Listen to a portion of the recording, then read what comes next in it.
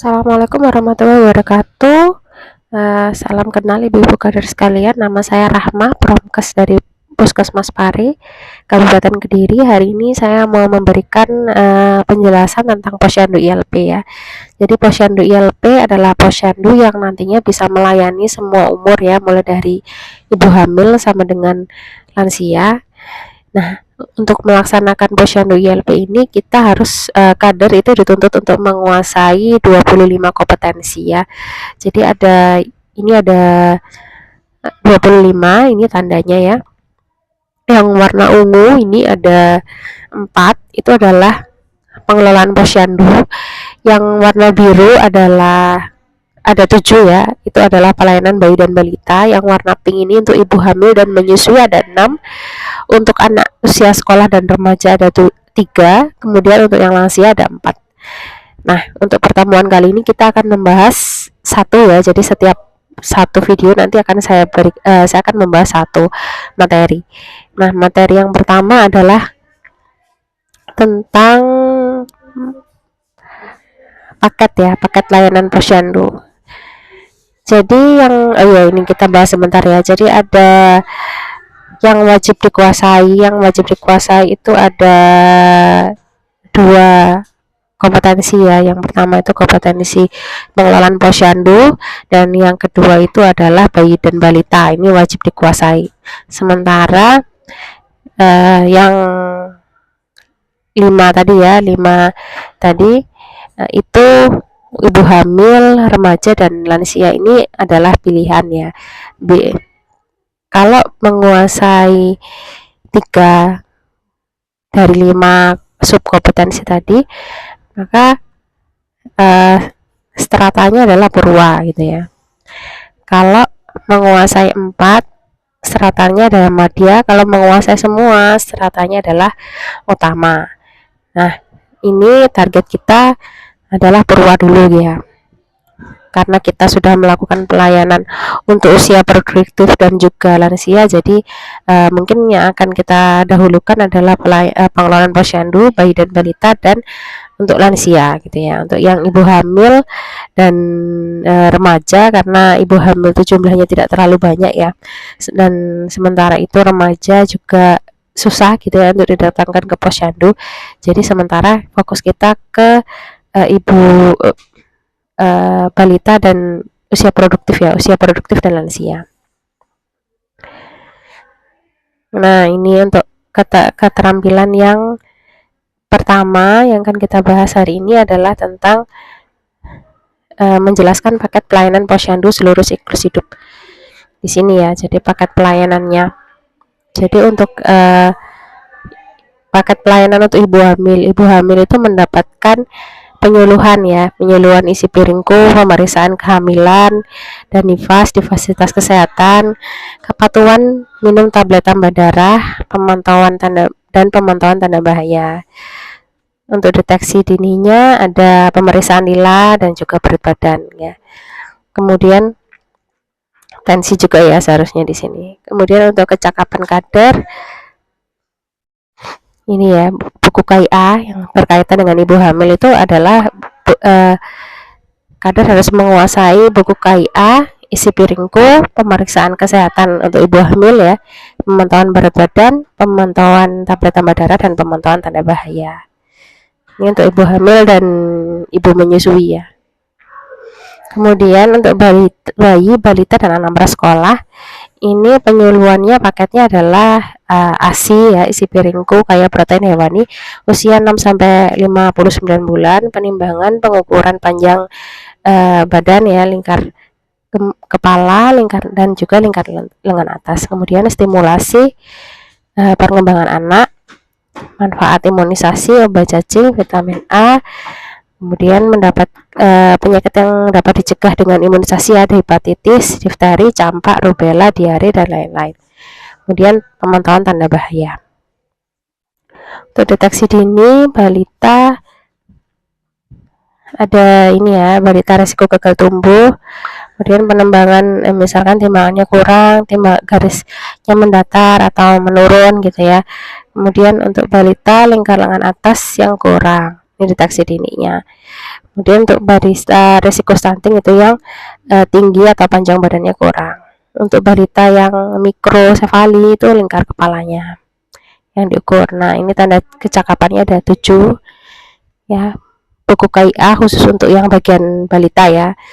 Kemudian isi piringku, penimbangan dan pengukuran, vitamin A, obat jajan dan stimulasi perkembangan, plotting berat badan, tinggi badan, dan lingkar kepala. Nah, nanti ibu kadar harus bisa melakukan plotting.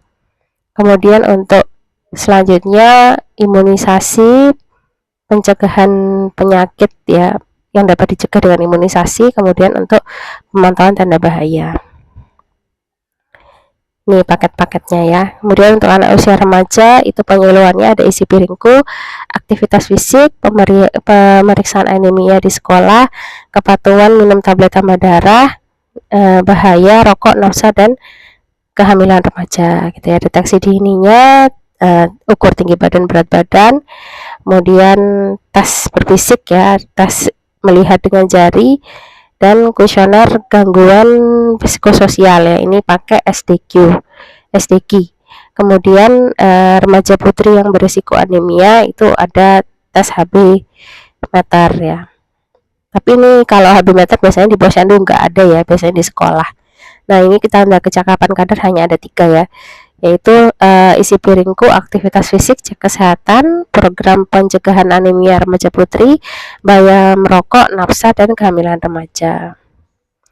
Nah, untuk usia lansia, penyuluhannya ada isi piringku, aktivitas fisik, cek kesehatan teratur, pencegahan penyakit terbanyak. Penyakit terbanyak ada obesitas, hipertensi, diabetes, kanker, stroke, TB, gangguan indera, kesehatan jiwa, dan masalah lansia. Kemudian kepatuhan minum obat dan kontrol teratur bagi penderita. Kemudian deteksi dini ada lingkar perut ya, ada tinggi badan, berat badan juga diukur, kemudian lingkar perut, tensi, kemudian screening DM ya, yang pemeriksaan gula darah, acak, kemudian screening PPOK ya dengan kuesioner POMA. Ini cuman diperiksa untuk yang usia lebih dari 40 tahun ya, dan merokok. Kalau merokok usia lebih dari 40 tahun dan merokoknya dengan rokok konvensional ya, jadi rokok batang. Kalau vape nggak bisa ditanyakan dengan kuesioner ini. Kemudian screening kesehatan jiwa ya, kalau yang usia produktif berarti pakai SRQ 20. Kemudian screening screening indah ya, tetap tes berfisik dan tes jari. Kemudian ada isi piring, ini tanda kecakapannya yang untuk lansia ada 5 ya. Isi piringku, aktivitas fisik dan cek kesehatan, deteksi dini obesitas dan hipertensi, deteksi dini resiko penyakit TB, paru, kesehatan jiwa, kesehatan usia lanjut, dan kesehatan indera. Penyuluhan keluarga berencana bagi usia dewasa, kemudian penyuluhan resiko penyakit terbanyak. Ini ada obesitas, hipertensi, diabetes, stroke, kanker, TB, dan kesehatan jiwa dan lansia.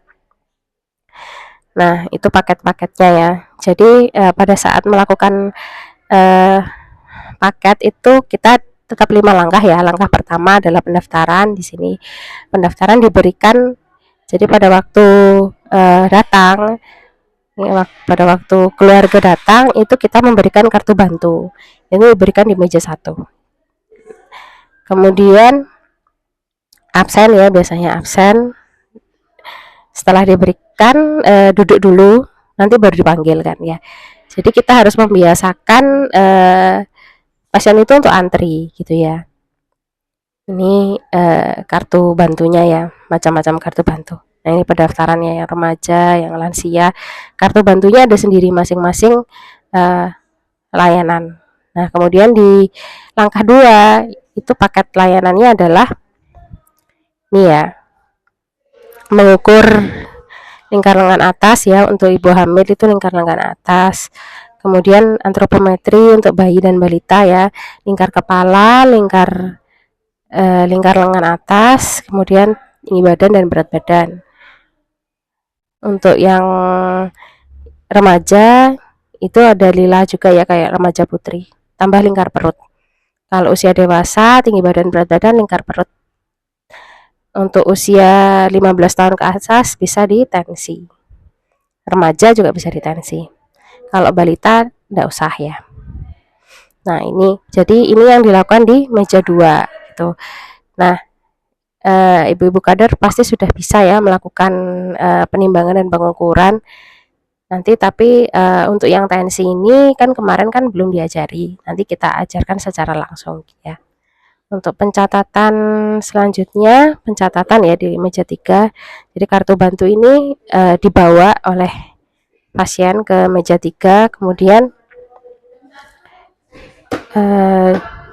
dicatat ya hasilnya di meja 3. Nah, kemudian di langkah 4 ini ada pelayanan kesehatan ya. Untuk ada pemberian TTD, ada pemberian vitamin A, obat cacing gitu ya, pemeriksaan HB, pemeriksaan gula gitu. Tes berbisik, tes screening itu ada di meja 4.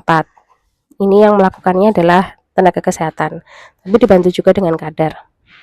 Kemudian yang ini yang sering nggak ada ya, sering nggak ada di posyandu kita itu adalah penyuluhan kesehatan di meja 5, penyuluhan kesehatan. Jadi ibu hamil itu mendapatkan penyuluhan PMT, KEK ya, pemberian ASI, pemberian KB, kemudian pemantauan tanda bahaya, isi piringku, dan lain-lain. Untuk remaja itu ada aktivitas fisik, isi piringku, nafsa, rokok, risiko kehamilan remaja, dan lain-lain ya. Untuk yang lansia, penyuluhan kesehatannya aktivitas fisik, germas, risiko penyakit terbanyak ya tadi ya, obesitas, hipertensi, stroke, kanker, PPOK itu ya penyakit paru obstruksi kronik ya, TB, tuberkulosis paru, diare, kesehatan jiwa, dan juga kemandirian ya nanti ya. KB kalau yang usia produktif. Kalau lansia enggak perlu ya. Untuk yang balita, pemantauan tanda bahaya, isi piringku, pemberian makanan tambahan ya, kemudian imunisasi, vitamin A, obat cacing, stimulasi perkembangan, aktivitas fisik, dan ini ya, jangan lupa mengingatkan keluarga untuk datang lagi di bulan selanjutnya. Itu adalah paket-paket pelayanannya. Oke, cukup video kali ini, nanti kita lanjutkan di video selanjutnya.